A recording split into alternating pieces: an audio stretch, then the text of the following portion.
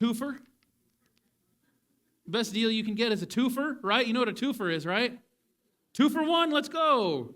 When you go to the store and you need some Tostitos, and when they're 2 for 1, that can make your whole week. I don't know about you, but Tostitos are expensive now. And if I can get 2 for 1, I'm really happy about that. Or another, when I was a kid, I didn't really like getting clothes for Christmas. I would get socks every once in a while. Now, do you know what I want for Christmas? Socks. But you know what's even better than a pair of socks? 2 for 1 socks. Let's go. You go to the store and you need some socks and they've got them on sale, 2 for 1. It's a good day. We love a 2 for 1 deal. So we should love Mark chapter 5. Mark chapter 5, verses 21 through 43, in the text that I just read, you know what we've got? We got a twofer. Mark 5 is a twofer. We got a 2 for 1 deal, 2 miracles for the reading of 1. Are you kidding me? I bet you guys didn't know that you were going to get such a deal when you came to church this morning. I think that means I get to preach twice as much sermon, though, too. So I don't know if that sounds good to you or not. But these 2 healing stories in Mark, this hemorrhaging woman for 12 years and this 12-year-old daughter, these healings in Mark are paired together in juxtaposition to one another, but also in similarity with one another. There are some things in the story that you think, oh man, these are really connected. And then there are other things in the story where you're like, wait, these have nothing to do with each other. Why is Mark putting them together? And at first glance, it can look like, what do these stories have in common? What are they doing side by side? We first meet Jairus, a man of means who was well regarded among the people, a religious leader, a leader of the synagogue. And then there's this interruption of his request to Jesus from this unnamed woman who was poor from spending everything she had on doctors, physicians, unclean from her hemorrhage, religiously, ceremonial unclean, and because of that, an outcast within her community. You got this leader of the synagogue who is well respected and this woman who is not. One request comes to Jesus with a formal, if desperate, request for him to come and to heal his daughter. The other is not a request. She doesn't ask permission, but rather audaciously grabs what she thinks she needs. These are in juxtaposition with one another. But then when you look a little bit closer, you see some similarities. In both stories, Mark tells us there's a crowd pressing in on Jesus. When he gets off the boat, there's a crowd. Then when he goes to the house, there's a commotion. There is in both stories, fear and faith. The woman fell down in fear and trembling. There is this number 12 shows up in both stories. There's a woman who's been bleeding for 12 years and this 12-year-old child who passes away. And in both stories, which is really what I'm going to emphasize on in this sermon, there is this divine touch. On the one hand, you have the grief and the loss of your child. And this is a grief that many of you know. And I can imagine that there's nothing that compares to it. The loss of your beloved. Now, this daughter in the story, she's still a child technically. By emphasizing that she's 12 years old, it's emphasizing that she is a child. That is, she is close to the age of betrothal in that culture. Sounds bizarre to us, I know. Women got married very young. By saying she's 12, they're saying she is not able to be married to a man yet. The implication of saying that she's 12 years old is by saying that she is not someone's wife, she is Jairus' daughter. Culturally, women had agency in this culture, and at this time, they had agency and value and worth according to the closest man in their life. You were someone's daughter until you were someone's wife. And who you were mattered based on who that closest man was. Whose daughter are you? Whose wife are you? Now, I'm not advocating for this. I'm not saying this is a good or that Scripture even advocates for a woman to be identified according to the closest man in their life, but that is the cultural reality at this time. So the story we're reading happens in this culture. And so this 12-year-old girl who needs healing was part of a family. She belonged to Jairus. And it was his job to make sure that she was taken care of. She belonged to him, and it was his responsibility. And what makes this story so amazing is that the healing of this girl and the healing of this daughter is that Jairus, who was a respected synagogue leader, would be so public and shameless with his request. He has no shame. He is someone who is well respected, and he's going out in this crowd, and he throws himself at Jesus' feet. He has exhausted all options. He has nowhere to turn but this itinerant teacher from Nazareth. Jairus is a respected man. And he puts himself at the feet of a polarizing vagabond the religious establishment does not respect. This is maybe a shameful activity, but guess what? Jairus doesn't care. He does not care because he is desperate to see his child made whole. And I know some of you know that. You know what it's like to think, I will do whatever is humanly possible to take care of my children. Now, I've only experienced it a little bit with the broken bone of my 2-year-old daughter. And we were gutted and we're thinking, what can we do to make our kid well? How can we take care of this situation? I know some of you have experienced this type of grief where you think, I will do whatever I can for my kid. And I know some of you have experienced that grief that Jairus felt in that moment when he heard from the people who came from the house informing him that his child had passed. I know some of you have experienced that loss. Yearning not for your own wellness, but for the wellness of your beloved. Some of you have prayed and are praying now for God to do a miracle in the life of your loved ones, even your children, especially your children, yearning and desperate. Maybe it is a prayer like this one, like Jairus, that God would heal their bodies. Dealing with difficulty and physical ailments. Maybe you're desperate that God would heal your relationship with your kids. Maybe it's a prayer that God would heal their spirit, would right their relationship with Him.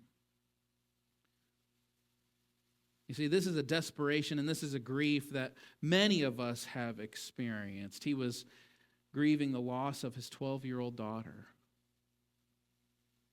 This woman, however, grieved something else.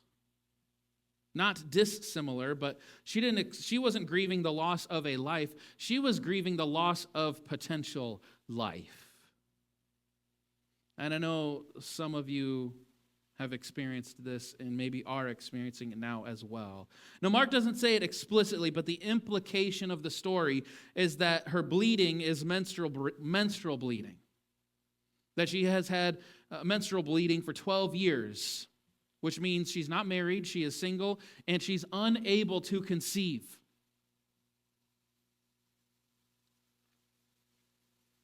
Jairus grieves his 12-year-old daughter, and this woman grieves that she could have a 12-year-old daughter if her body had been made well. This means that her grief is not the loss of life, her grief is the loss of what could have been. In this grief, church, I do know. Sometimes I'll say to Kayla, can you believe we could have a 10-year-old right now if we had kids when we wanted to? The grief of infertility, church, is a unique grief.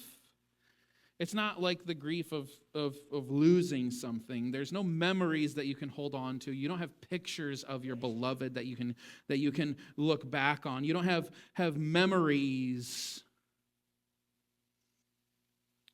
Infertility, church, is riddled with shame. Something that this bleeding woman knew all too well. You see, there are all sorts of assumptions about why you aren't able to conceive.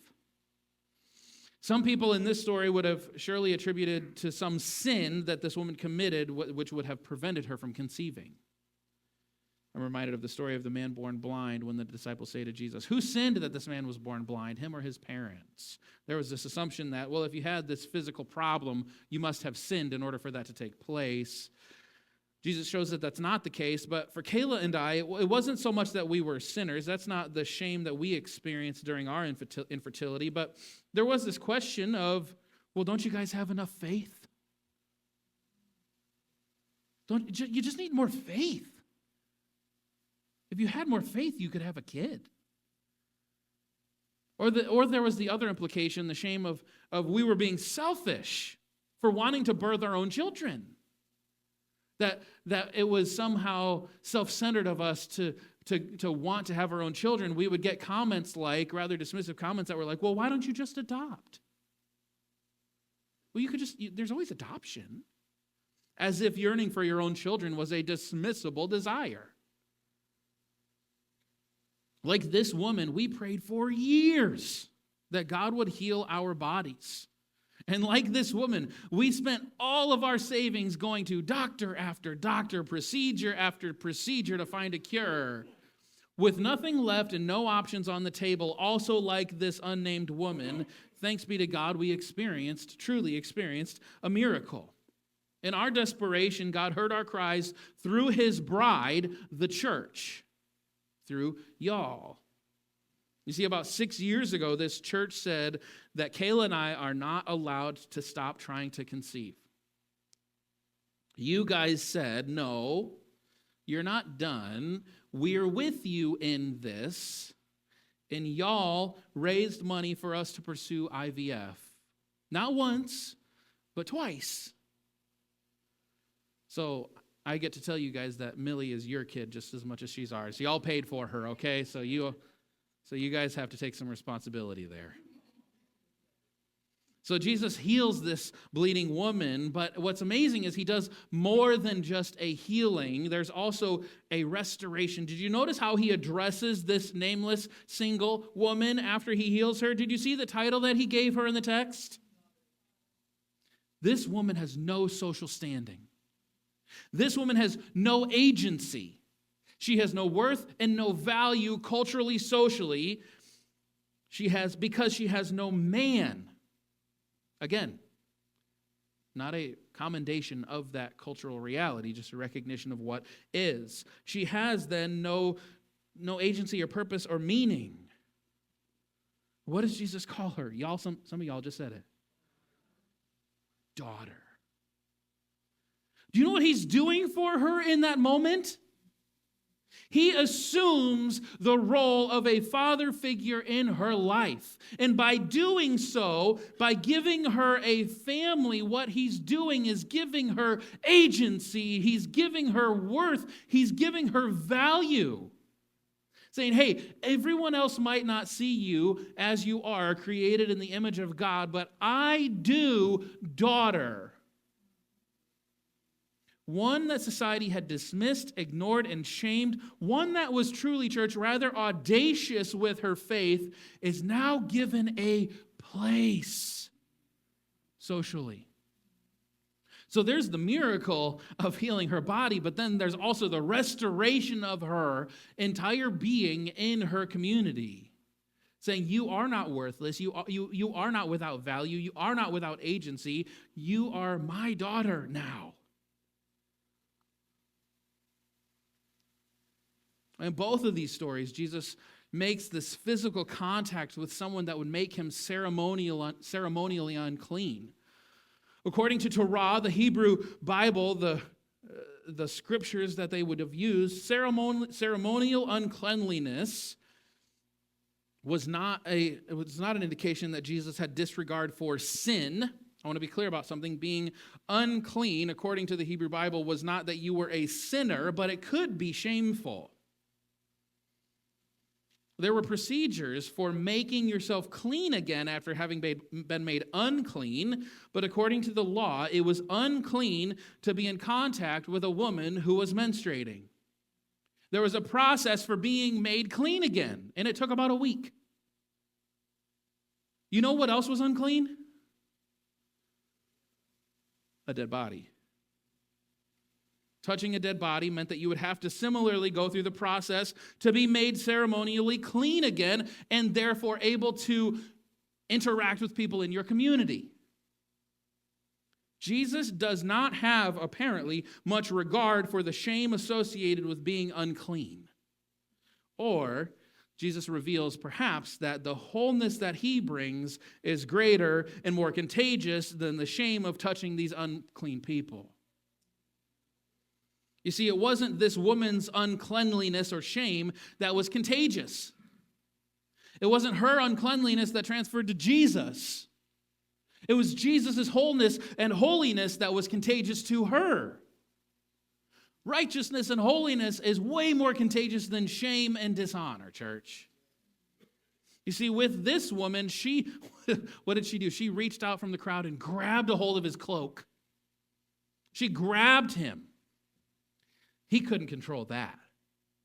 But with this child, well, it's not the child that makes Jesus unclean. It's Jesus that makes Jesus unclean. Jesus apparently will not only shame others for making him unclean. That's something maybe we could have some understanding for. Well, I guess I got to go through the process of ritual cleanliness, again, ritual purification. I got to do this because you made me unclean. But he doesn't shame her for doing that, but apparently he's willing to take on that uncleanliness culturally, socially, of his own will. That woman grabbed him, but Jesus, if you read the text, he took the child by the hand. He reached out and touched her in order that she might be restored. And these two touches, this woman grabbing Jesus and Jesus grabbing this child, are so important for the church today. I think this is a really important word for the church in North America. And I'll say I think there are very few passages as relevant for the church in North America than this story. This story is essential for us because the truth is, church, if you look at the world around you, people are yearning for connection with something bigger than themselves. People really want to feel like they're connected to something bigger. Do you know what we call that in theological circles? In the church, we would call that transcendence. People want to connect with something that is transcendent than them, bigger than them, that gives them meaning and purpose and direction. And as we move further and further into a post-Christian world, we lose our sense of connection with God. There is still this latent desire within humanity to have a connection with something transcendent, something bigger than us. It's part of what makes us human. All humans throughout all history have yearned for some connection with the transcendent. People in a secular age look for transcendence wherever they can find it. And the church is the right place for people to find it, but I wonder about the ways that we go about helping people find it. You see, churches have become incredibly adept at curating an experience for their congregations. Churches will give lots of time and energy and money, crafting a worship experience that will trigger a response from the congregation, whether that's an emotional or a visceral response. And there are a lot of churches that have this down to a science. They know we put these songs in this order, we set the chairs just like this, and we set everything just right. We know that people are going to respond. I don't know if you've been there, a sanctuary that looks less like a place dedicated to God and more like a place where a band is about to perform. A pitch black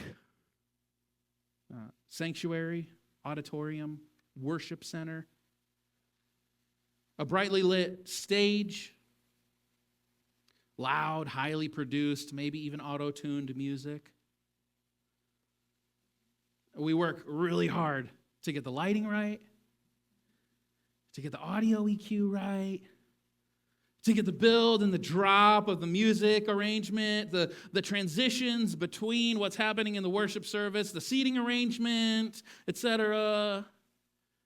Now maybe you all are looking at me and saying, You change these chairs in the sanctuary more than any other pastor I've ever met. Don't sit here and talk like you don't know what's happening. We do that. In staff meetings, we talk about the worship service, what worked well, what didn't. It's not all bad, but what I'm saying is that's not explicitly Christian. Listen, church. Every concert venue, every band, every public speaker, every sporting event is doing all of that. They are working really hard to craft an experience so that people will have this emotional connection with what's happening and so that they can feel like there's something bigger than themselves. I mean, when I was a kid, baseball was boring. I still think it's a boring sport. Sorry. But if you go to a game, they got stuff happening after every pitch because pitchers take way too long to pitch. But they got events happening over and over and over again, right? They have those races from the third baseline, foul line, all the way across the outfield to the first baseline. They are keeping you engaged. They got cheers and chants. You go to a European football match, soccer, good night. You are a part of something bigger than yourself. You all know the songs. You're all wearing the same scarves. You go to an American football game and you got the tailgate before the game. You got your seat and everybody's doing the same thing. You got our side chanting against their side. All of these places are working to craft something that will generate a response from the audience. And we're getting really good at it culturally. Because people want to be connected to something bigger than themselves. We need to be connected to something bigger than ourselves as part of what makes us human beings. And so these collective experiences, whether it's a football game or a concert or a political rally, they give us this sense that we're connected to something bigger. And that makes us feel like we have purpose. That makes us feel like we are connected with the transcendent. People are starving for that in a post-Christian world. People are starving for that in a secular society. We yearn for transcendence, and these secular experiences have become the primary means that many get this sense of the transcendent. And the issue is that the church is largely, and in many places, taking its cue from these secular experiences. That our worship services have almost become derivative of these cultural expressions of transcendence. We are far too often working to craft an experience for the churchgoer because we know that that's what keeps them coming back. But what separates Christian worship from the secular worship experience, if you can call them that, is not that we are here to just craft an experience for us to have together. We are here together to have an encounter with the divine. And that is substantively different. To be truly connected with the divine is not because we are a part of a crowd having a shared experience, though that is a lot of what church has become in a lot of places. To be truly connected with God is to have an encounter with Him. Look, this is what happens with the bleeding woman, and this is what happens with the dying and dead child. The touch of Christ, a connection with Christ. They are not having an experience like everyone else. And in fact, if you read the story, the encounter with God is actually not what happens in the crowd. The crowd doesn't have an encounter with Jesus, even if they're having this ecstatic experience. They're not touching the divine. When Jesus was being crowded in by these people, this woman was not a part of the crowd. She grabbed and touched him. And Jesus knew she wasn't a part of that crowd. The disciples dismissed him. What are you talking about? Everybody's touching you. They're crowding in on you. How can you know that's what? Of course someone's touching you. And he said, no. This was different. She had an encounter. She had the boldness, the audacity to reach out and grab it. Would that we had that type of boldness, church. And then there was this dead child. There was a crowd, remember the mourners who were wailing and moaning, surrounding her. The text says explicitly, Jesus said to them, "Get out of here." And it was only the mother, the father, and the disciples with Jesus. The encounter with Christ wasn't in the ecstasy of the crowd. It was in a still, small touch. To be truly connected with the divine, to have a transcendent connection, to feel like you are a part of something bigger than yourself, is found not, church, maybe not in the experiences of the crowds, but is found in an encounter with God's very self. A touch from Christ. But here's the problem. This divine touch is often found not in carefully crafted spaces, but in the interruptions of those. Henry Nouwen said, "The interruptions are my work." She interrupted Jesus' work. Church, this is an aside. This is not in my notes. But if Jesus, on his way to heal a dying child, can be interrupted, if Jesus, on his way to heal a dying child, can be interrupted for the work of ministry, what in our lives is so pressing that we can't be interrupted? That we can't be interrupted for the work of God in this world? What do we have that's so important? Because I can't think of anything more important than going healing a baby. He's interrupted. Henry Nouwen said, "The interruptions are my work." Oftentimes, this encounter happens during an interruption. But another place that these encounters happen is in sorrow. Father Richard Rohr said, after the age of 30, the only opportunity for transformation is, he said the only grounds for transformation is awe or sorrow. And after 30, it's only sorrow. It's not very encouraging.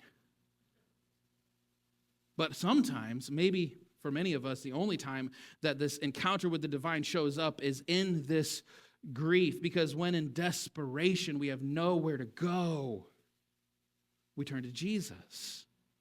In our sorrow, we throw caution to the wind and we risk public humiliation and we beg for Christ to show up. This encounter, church, cannot be manufactured. God is a wild God. When you think you've pinned God down, guess what? You're wrong. We cannot manufacture an encounter with God. And the truth is, encounter with God often comes when our plans are thwarted. Sometimes the only window that we leave God in our lives is when our plans fall out the window. Can I let you in on a little secret?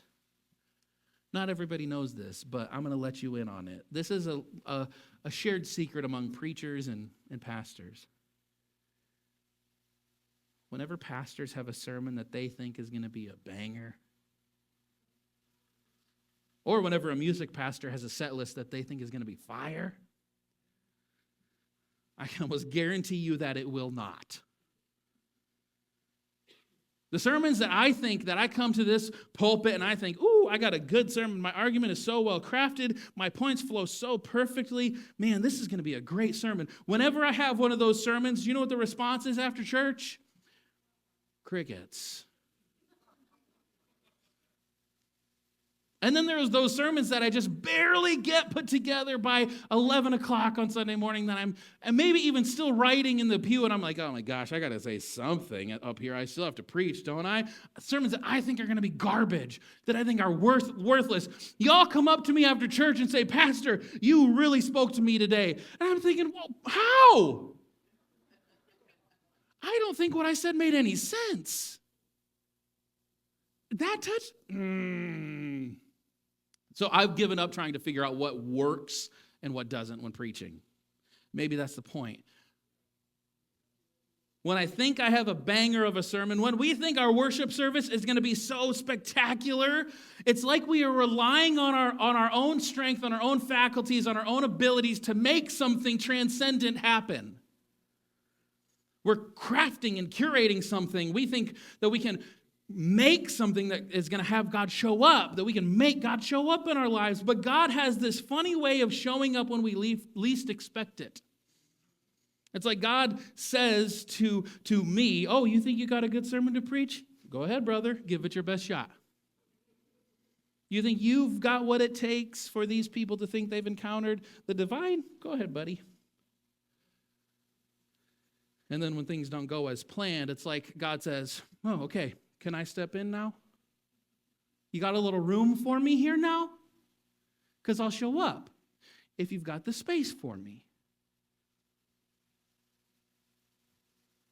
The work of our worship church is not to curate an experience.